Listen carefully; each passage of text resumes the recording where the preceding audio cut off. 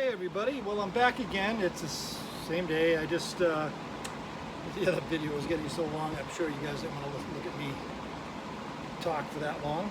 But carbs are back on the bike.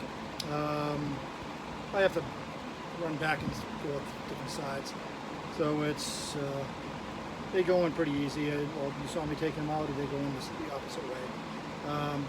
And now I'm just doing a little tuning. You got your fuel screws right up top side, right over here, and those are from the factory. It's 1.5 to 2.5. It all depends on the bike. You know how many miles are on the bike, compression, that kind of stuff. It's I'm going to fire it up, and I already had it fired once, so like, you know, fill in the bowls, that kind of stuff. So yeah, we're going to turn her over and just you want to be able to blip the throttle and not have it hang. And that's getting your air fuel adjusted properly. And once you get it to the proper setting on your fuel screws, it'll be adjusted down to its lowest idle, where it's going to stay running. Adjust them, and you're going to hear a slight rise, a couple hundred RPM, if that, on each carburetor. At that highest point on every fuel screw, that is where you want it to be for this motorcycle. Like I say, I set them at 2 on the bench, and chances are I will have to either kick them down or up a half turn or something like that. And they might be fine just the way they are. I'll find out once I fire it up and let it run. They went back in very easily. I do have to adjust my my throttle play, just so I get a little bit too much throttle play. And that's what I can either do on the carburetors right here, or I can do it up in the throttle. Has an adjustment up there, and that's just so it's not zero play on your throttle. You want to be able to turn that maybe about 1/8, 3/16 of an inch, just a little bit of play, so that when it's off, and the minute you touch it, it's not jumping. You have a little feel. And yeah, so that is where we're at. I'll fire it up. I'm not sure if you'll be able to hear me talking when it's running, and it's a pretty quiet bike. Everything is stock, and we'll see. See how easy she starts.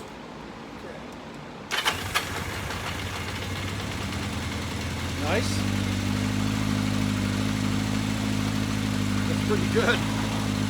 Now again, I already let the bowls fill and got it fired just so that I could get all 3 bowls filled. I have no leaks, which is frickin' fantastic, especially with old float bowl gaskets. It's always a crapshoot on those. And if this turns out to be good, I won't order a carb kit. I mean, if it ain't broke, don't fix it. And that's, $40 per carburetor that I'm saving on the bike. And right under here, you've got a idle adjustment. I can turn it up and down, and I'm going to bring it down where it's kind of chugging a little bit. Right about there. And I got a special tool. This here is a adjustment, and you can see, and that I can get into all 4 carburetors. So we're going to see if we can make any change on the air fuels.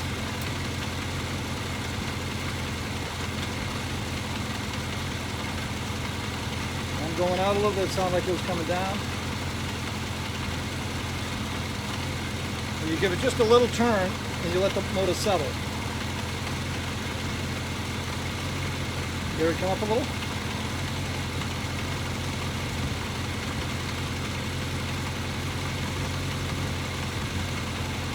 So I'm pretty happy with that one.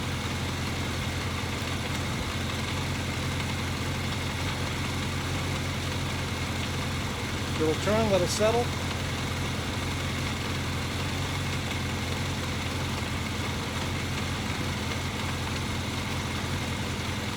You can hear the motor go down.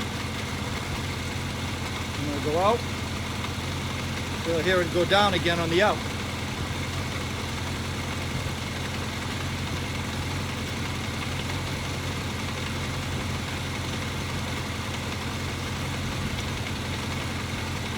Okay. Pretty happy with that side. I'll bring it across here.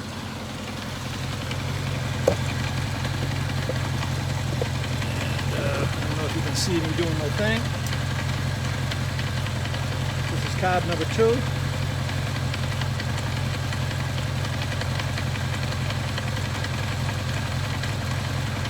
Going down a little bit. Oops, gonna get some gas in there. Just get this.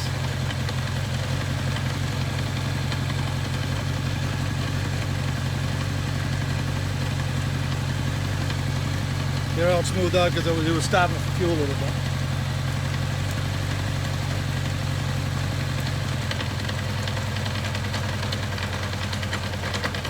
She's getting too much fuel.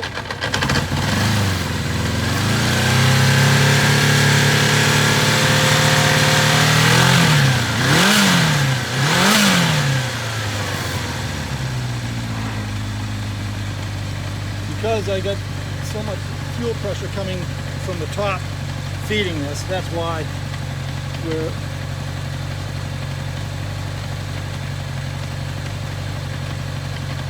pretty happy with that.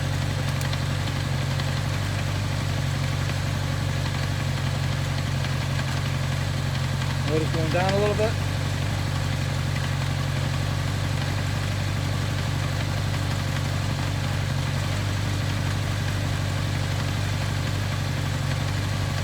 I really like that.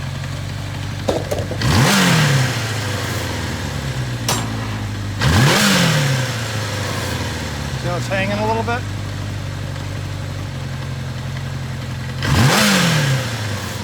There she is, see it?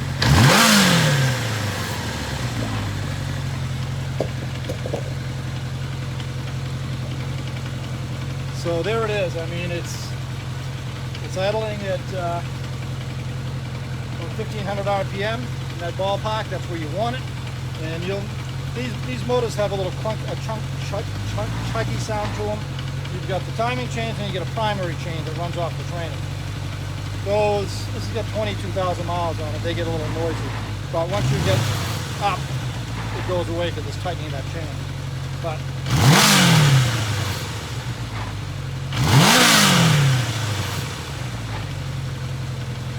that is the balls. So, one never knows. A lot of times, and a lot, that it'll be beautiful on the bench because the engine is not under load. You get out there and get the bike under load, and it's going to react different because obviously the fuel coming into the bike is under. It's using more fuel through the whole different range because it's under load. Oh, that's hot. Woo! Oh, now I'm in your old poop. Yeah, it'll be a whole different thing once I get it out there. I got to get the gas tank back on it, seat back on it, which I won't bore you with that. That's pretty basic stuff. A couple of pins. Gas tank slides onto these rubber nipples. This is your vacuum line for the petcock, and the petcock being vacuum operated, when you fire the bike, it sucks the diaphragm, opens the petcock, feeds fuel to the bike, and of course the gas tank being right there, you don't get high fuel pressure. With my gas tank being way the hell up here, you can see it. So that's why it was overflowing, because I got so much fuel pressure coming down, more than the motor can ask for. Yeah, if the motorcycle gods are shining down above me, I can actually take a little putt and have this thing run properly. It sounds the best it has, and obviously those floats had been messed with, you know, probably, and, you know, it's my own fault. I should have, you know, probably in a hurry because I wanted to get the bike. I wanted to ride that damn bike, you know, after restoring it. But that's my own fault for overseeing those floats. You're not, I showed you how when you touch them, they have that little cushion. I should have seen that. It's carburetor 101. I should have seen it. My own fault. And the partially clogged pilot jets, which again I had